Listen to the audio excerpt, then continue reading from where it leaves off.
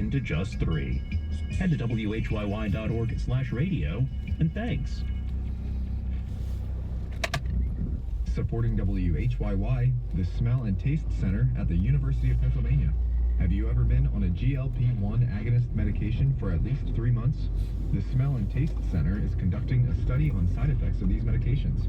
For more information, the email address is otosmelltaste@uphs.upenn.edu.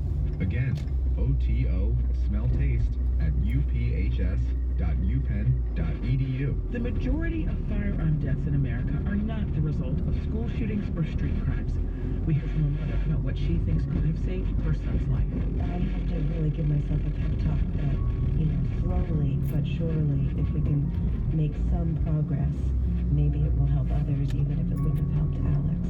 That's tomorrow on Morning Edition from NPR News. Weekday mornings from 5 to 10 on WHYY. This is Fresh Air. I'm Tanya Mosley, and today we're talking to De'Ara Kilpatrick, actress, writer, and producer, and creator of the new BET Plus series, De'Ara from Detroit. The show is a dark comedy about a public school teacher going through a divorce who finds herself investigating a decades-old mystery after going on the hunt for a Tinder date who ghosted her. In addition to her latest series, De'Ara wrote, produced, and starred in the ABC web series American Coco, which is about a woman who investigates and solves sticky racial situations in a post-racial America as a member of the EAR agency, Everybody's a Little Bit Racist, for which she received a Primetime Emmy Award nomination. Kilpatrick also starred in 3 seasons of the HBO period drama series Perry Mason. De'Ara, I was thinking about the timing of this series because we see so many of the things that are produced now are really good stories. I mean, it's a pretty popular way to get things made in Hollywood, in part because they're a sure bet. I'm just wondering, did you have any challenges getting a script like De'Ara in Detroit greenlit from studios once you were able to write it and put it together and pitch it? I should have, but I didn't. It was kind of like a perfect storm in that BET Studios was a new venture. They had something to prove. I think people weren't sure about it. BET, necessarily been something making premium content, so they had to sort of take some risks and take some big swings, and so it was kind of a perfect marriage, to be honest. When they started, Kenya Barris, who is someone who I had kind of bumped into around Black Hollywood over the years. He's an executive producer of this show, yes. Yeah, he's an EP on the show, and, we ran into each other once at the NAACP Awards, and then I ran into him at Sundance, at a black party at Sundance, and he was like, and he tried to hire me on, I think it was Mixed-ish, and I was not available, and so we had just kind of been circling each other, like we'd love to work together in some way. And then when he came over to BET Studios, he was inviting writers to do overall deals there and to develop exclusively for them. And I had just had a baby. I wasn't exactly sure what my next move was going to be, and so I sort of jumped at the opportunity to develop there. And I knew I had this idea. I had sort of worked it, I had soft pitched it to him before, actually, and they were like, we love this idea, let's go. And it kind of came together really quickly after that. I want to talk to you a little bit about American Coco. It's the ABC web series that you created, wrote, and starred in. I know you said you learned a lot from that process of writing that series. It's about a woman who investigates and solves sticky racial situations in a post-racial America as the member of the EAR agency, which stands for Everybody's a Little Bit Racist. I want to play a clip. It's the intro to the series that is narrated by actor Viola Davis. Let's listen. In post-racial America, problems of a distinctly racial nature are considered especially heinous. In Los Angeles, These sticky racial situations are handled by an elite team of problem solvers. Agent Baldwin Bledsoe, our resident genius and social scientist. Lucky Ling, our eternal optimist. Milo Gold, like Batman, his superpower is white privilege. And there's Akosua Miller, code name Coco. Not only an employee, she was also once a client. She was cured of type 1 angry black woman syndrome, the kind inherited from residual racial trauma. Working for the Everyone's a Little Racist agency isn't just a job for Coco, it's a mission. This is her story. That was the opening for the ABC web series American Coco, which our guest Diara Kilpatrick created, wrote, and starred in. And the opening was voiced by Viola Davis, who was an executive producer on the show along with her husband Julius Tenen. Is it true you only spent a few $1,000s on the first version?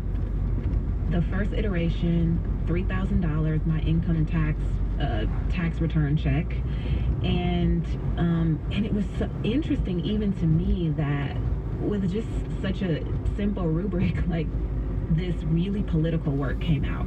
It was very political. It was very much of the time, and then Orient us of the time, because it's post-Obama, but it's around Obama's presidency. It was around Obama's presidency, the first version. I actually wrote this first season around the time of the Trayvon Martin verdict, of the George Zimmerman verdict, I should say, came out, and I was writing it, and I was one of those people that was like gobsmacked by the verdict. And everybody was like, huh? What do you mean? This is America. Have you read your history books? You know, and it river, and it really, I was filled with a lot of grief for that boy, for his mother. I have a lot of nephews who I just adore. And this came out, and again, it was a mix of feeling a lot of things, but always wanting to keep it light, and honestly, just something that was producible. And that's the first time I said to Miles, who was my boyfriend at the time, like, let's produce this together, and let's make it happen. And I felt really empowered through that process, and it really did change a lot for me. A lot of doors opened. It was one of those things of like, when you're in your proper lane, the traffic is much clearer, and doors are opening up with greater ease. Writer's room the first time was that piece of work. You make fun of things that are stereotypes in this show, though in a way that it brings levity to it. So I'm thinking about the angry syndrome, and there is something to me so powerful to have this character acknowledge and embody what is also a stereotype that so many of us try to outrun. Yeah, because it's a trap, man. It's a trap. It is a trap. I feel a lot of times that black women they have made us afraid of our anger, wanting to stuff our anger because we've been reduced to it. But at the end of the day, anger is so beautiful and so powerful to me. Nothing changes unless someone gets angry. Obviously you don't just want to aim a bunch of unwieldy anger all over the place. That's not going to be constructive either. But there is great information in your anger. There's great direction in your anger. And of course, there's great change that comes out of somebody being like, I'm mad as hell and I'm not going to take it anymore, I'm sick and tired of being sick and tired. My name is Fannie Lou Hamer and I want 2 seats, like that is the thing that changes our world. And so I think that when black women are afraid of it, it will siphon off some of your power and your intuition and your drive. Okay, so I'm thinking about this moment we're in because Hollywood is still reeling from the writer's strike, and there are so many projects that were put on hold or canceled or just shelved, and you represent with this series like this passing through of the ones that made it through, and there's a freshness and there's a light and there's a hunger that I hear in you. Were you impacted in any way by that writer's strike too, though? Because it's still very much impacting the industry and people's ability to get work and get their work out there. Yes, of course. I think we had to shut down, so we finished shooting over a year ago. and we were in editing when the writer's strike happened, and we had to shut down. And I was very afraid because there were shows that shut down and never came back after the writer's strike. You know, it was a really scary time. And so I'm from Detroit. You know, damn near everybody in my family has worked for the big three, or at some point, like, I am a union girl. I was not going to go against my union. But there was some talk of, oh, it's kind of nebulous, and, you know, you can still edit, and, you know, so there was a little bit, it was a little bit nebulous that some people weren't editing, and some people, you hear rumblings that people maybe were, and then you're like, am I going to get my show killed because I'm following the rules? You know, there was a lot of that. And, you know, we talked about it, and we were like, we want to stand with our union, and we walked away from the show. And there was a minute where it seemed like the studio was going to try to edit it without us, and that was really scary. So it turned out that didn't happen, that we were able to come back after the strike, but at a condensed schedule, post schedule. So we worked, you know, I have to commend the team. Oh my goodness, our post-production team worked really hard and very quickly, and, you know, that affects our composer, for instance. You know, every aspect of the post-production had to happen really quickly.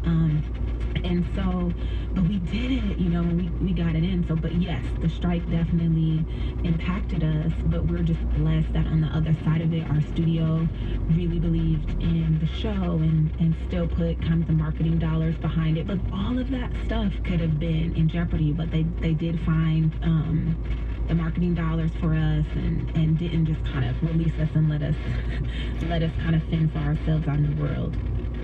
Let's take a short break. If you're just joining us, my guest today is actress, writer, and producer Diarra Kilpatrick. She's the star and creator of the BET Plus original Diarra from Detroit, an 8-part mystery series also starring Morris Chestnut and Felicia Rashad. We'll continue our conversation after a short break. This is Fresh Air. Supporting WHYY, Medford Leads, continuing care retirement community in Medford and Lumberton, New Jersey. Medford Leads is committed to offering a welcoming, vibrant, and fulfilling lifestyle. Medford Leads features senior independent living with lifelong health care in a beautiful 250-acre arboretum setting. Information and tours at medfordleads.org. Medford Leads, inviting you to enjoy the spirit of adventure. Support for NPR comes from this station and from Raymond James, a firm focused on transforming lives, businesses, and communities through tailored wealth management, banking, and capital market solutions. Disclosures at raymondjames.com. And from Indeed, designed to be an end-to-end hiring solution for businesses of all sizes to attract, interview, and hire candidates all from one platform. Learn more at Indeed.com/NPR. This is Fresh Air, and today we're talking to Diarra Kilpatrick, actress, writer, producer, and creator of the new BET Plus series, Diarra from Detroit.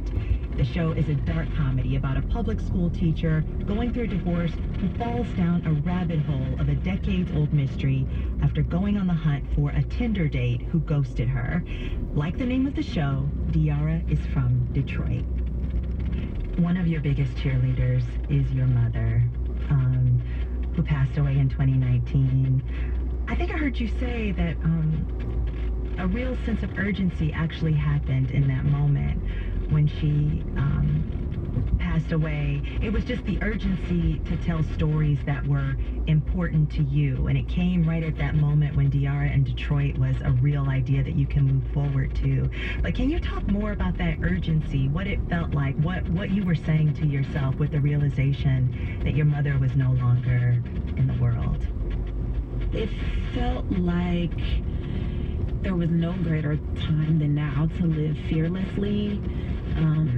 I remember feeling like her time on this earth is up, but this is my time now.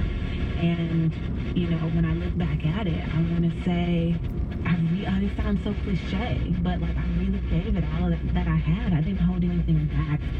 I wasn't harboring any fear, because I think I was working a little bit at cross purposes, because I was trying to get a show in the air, but I think maybe deep down I was a little bit afraid of it, and afraid of what that meant for a whole paradigm shift, because it's just so unknown, you know? And I just went inside myself and wanted to let go of any fear of flying. And that was really internal work. But yeah, I did feel that way, and I felt like the greatest honoring of her life was for me to live up to my potential, because she told me, you know, you're the love of my life, you know, and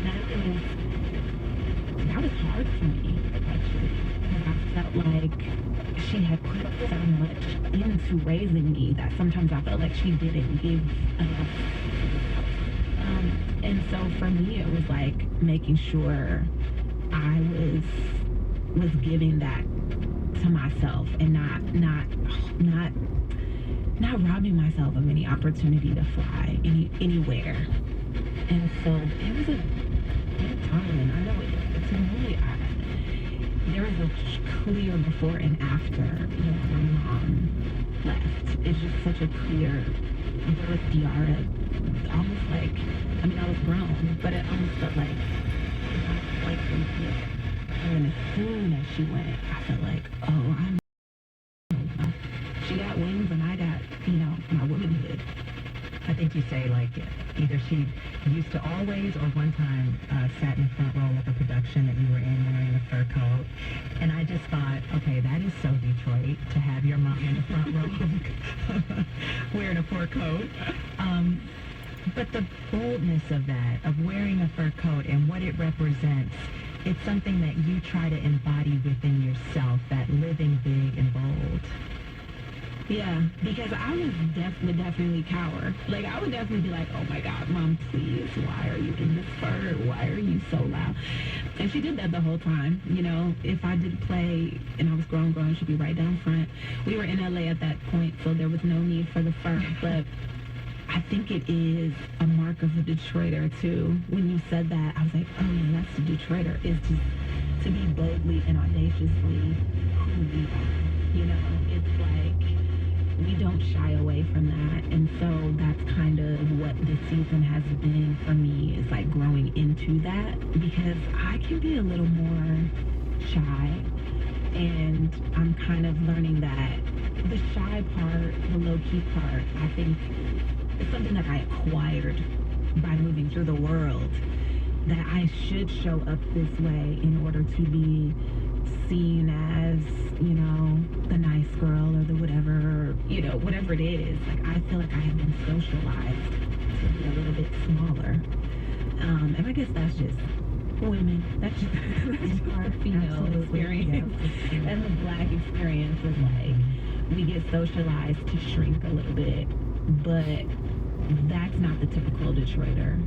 And so I feel like I'm kind of growing into that. Let's take a short break. If you're just joining us, my guest today is actress, writer, and producer Diara Kilpatrick. She's the star and creator of the BET Plus original series Diara from Detroit, an 8-part mystery series also starring Morris Chestnut and Felicia Rashad. We'll continue our conversation after a short break. This is Fresh Air. Supporting WHYY, Ballet X, returning to TV Pavilion at the Man for 2 nights of dance and live music, April 26th and 27th. Featuring world premiere choreography by Natasha Adderley with live music by Jack Ross, the Philadelphia premiere of Takahiro Uyama's Heroes with live music by Kato Hideki, and the return of Jamar Roberts' Eros and Psyche, featuring a Philip Glass score performed live by Ensemble 132. BalletX.org. There are several perfectly legal ways to steal a U.S. presidential election. That's according to election law expert Lawrence Lessig. He says the U.S.'s election and legal systems are vulnerable, and those weaknesses need to be corrected before the laws are used to dismantle American democracy. How the rule of law itself could compromise American elections. That's next on Tonight at 8.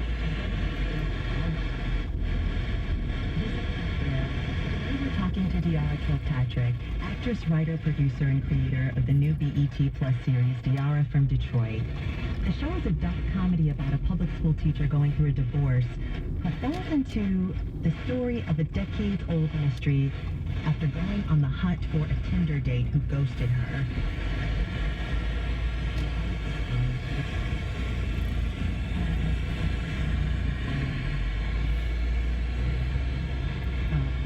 Former Detroit Mayor Kevin Kilpatrick, he was convicted in 2013 on corruption charges. About 7 years on a 28-year sentence and was granted clemency by President Trump.